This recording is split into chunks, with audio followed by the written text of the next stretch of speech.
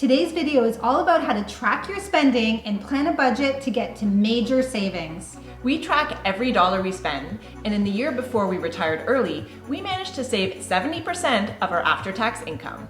Stick around until the end of the video because we're going to share the greatest benefit that comes from tracking your spending. And it's not just about saving money. A big welcome back to all our subscribers. Thank you for tuning in for another episode. If you're new to our channel, I'm Gillian. And I'm Stephanie. We're a couple who saved and invested our way to financial independence. And if you're looking for more financial independence and early retirement content, then definitely subscribe so you don't miss a single video. Today we're sharing our best tips for how to track your spending.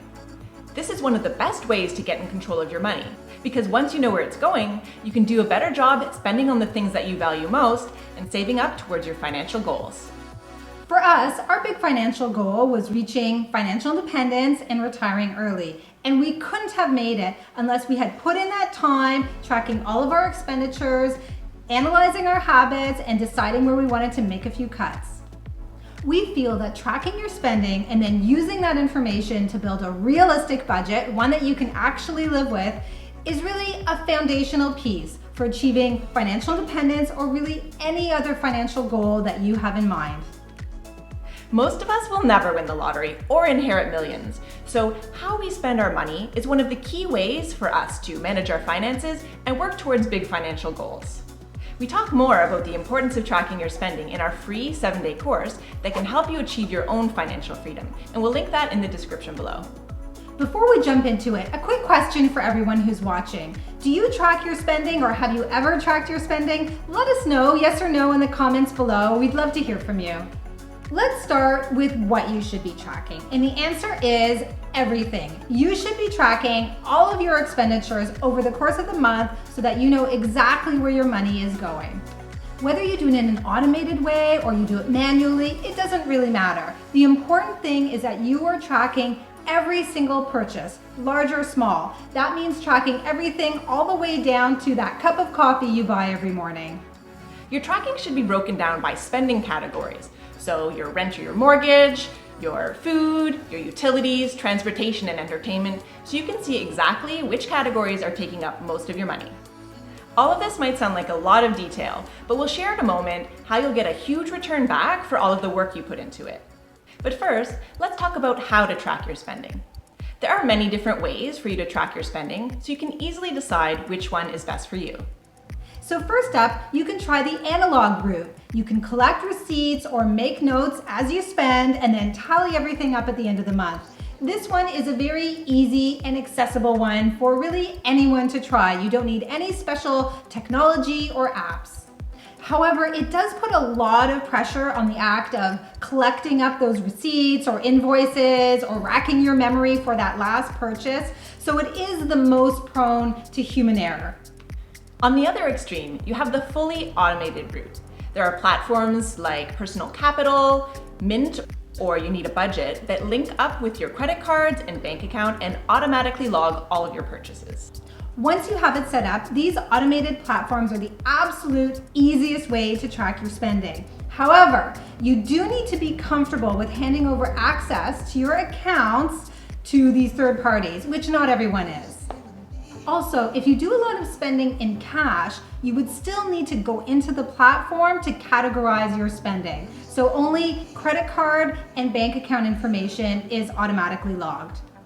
We decided not to link our credit cards and bank accounts for the sake of privacy and data protection. So instead, we just manually log all our purchases through the app. It takes some practice to make manual logging a habit, but it's a good option if you want to use an app, but you don't want to link up your accounts. So how long should you track your expenses in this very detailed way? Well, we would recommend that you track this way for at least 3 months because this will give you a very good view of your typical spending patterns and habits. From there, you'll be in a very good position to build a basic budget. But ideally, you would track your spending for a full year to be sure you've captured any seasonal or annual expenses. We've been tracking our own spending down to the penny for the past 2 years, and we find it gives us a lot of confidence in our financial planning. So we talked about tracking every expenditure and getting everything categorized properly. So what do you do with all of this information? Once you have 3 months of spending logged, you're ready to dig into the details and really understand where your money is going. Now, the goal here is to put less money towards the things that you don't value and more money towards the things that you do.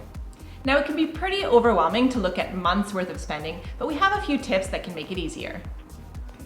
A great place to start is by identifying your largest expenses. These vary for everyone, but typically they include housing, transportation, and food. You may view these as fixed costs, but in fact, they may be less fixed than you think. As you reflect on these large expenses, you might see that there are opportunities to make some lifestyle changes that come with major savings. For example, when we started to track our costs 2 years ago, the biggest expense we had to face was our 2-bedroom apartment, which was really 1 bedroom more than we needed. So we actually downsized all the way to a studio apartment, which came with major savings, not just on rent, but on utilities too. Of course, it's not convenient to make such a huge lifestyle change, and it certainly doesn't happen overnight. But as you look at your largest expenses, do consider which of those might be an area of opportunity for you. As you review your spending, you should look for patterns or habits. These are things like buying a muffin every morning, or getting takeout every Friday night, or buying brunch every Sunday.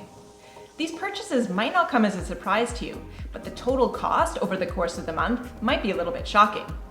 As you reflect on your total spend for that morning coffee or the Friday night takeout, you should ask yourself whether the value of the experience that you had was worth the total amount that you spent. Maybe you really enjoy having coffee from your favorite barista every weekday morning, or maybe you decide that it's not worth the total amount that you've been spending on it every single month, and that's a habit that you want to change. So we would suggest try experimenting. Try making some coffee at home for a month and see how that feels. Maybe it is just as good an experience. The next thing to look for are those automated recurring expenses.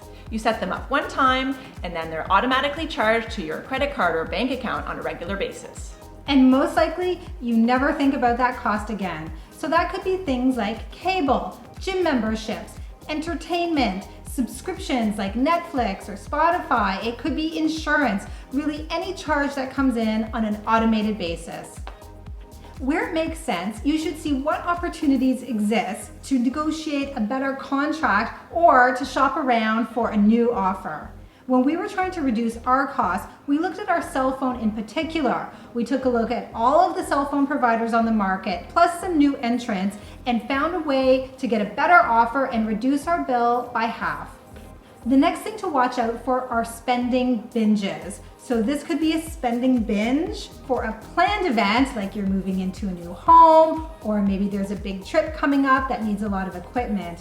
Or a spending binge could be a coping response in times of a lot of stress. Maybe it's stress at work or stress at home. In any case, these are occasions when you've given yourself permission to spend a lot of money on a bunch of new stuff. And maybe it's more stuff than what you're comfortable with or what your bank account is comfortable with. If you notice that you're prone to spending binges and it's something you want to address, we suggest you reflect on the circumstances so you can manage them better in the future. If you tend to spend a lot on big life events like moving to a new home, consider whether you might want to set yourself a strict budget, or maybe don't decide to redecorate the whole place in just the first week. If you like to spend a lot on kitting up for a new trip, maybe think about how you might borrow some items or even get them used. If you tend to go on shopping sprees as a way to manage stress, consider what other healthy, low-cost ways there might be to relieve your stress and get in a better headspace. Once you've tracked your spending for a few months and you've analyzed all of your patterns and your habits, it's time to create a realistic budget. And this means it's a budget that you can live with for the long term, and it also leaves room for the things that you value. And it should also help you meet your savings goals as well. Once you've created your budget, don't give up on the tracking. Continuing to track your spending is the best way to make sure you're keeping with your budget and that it works for your lifestyle. And don't forget to revisit your budget every few months just to ensure that it still fits your needs. Now we'll share the greatest benefit of tracking your spending. Yes, it's great to save money, and yes, it's great to meet your financial goals, but there's an even bigger payoff. When you track what you're spending on every month, it can relieve a lot of stress and anxiety. You'll feel way more in control and never wonder where all your money's going. You'll know exactly how much is leaving your bank account each month, and you'll know whether you're spending on things that are important to you. And when you have more control over your finances and over your spending, you'll be much better prepared to face any of life's ups and downs. If you found this video helpful and want to learn more about how to cut costs, we recommend watching this video right here. It's all about how you can save half your income or even more. Go ahead and click on it now. And if you enjoyed this video, you can let us know by hitting like and also subscribe so you don't miss the next one. Thank you so much for watching, and we'll see you back next time.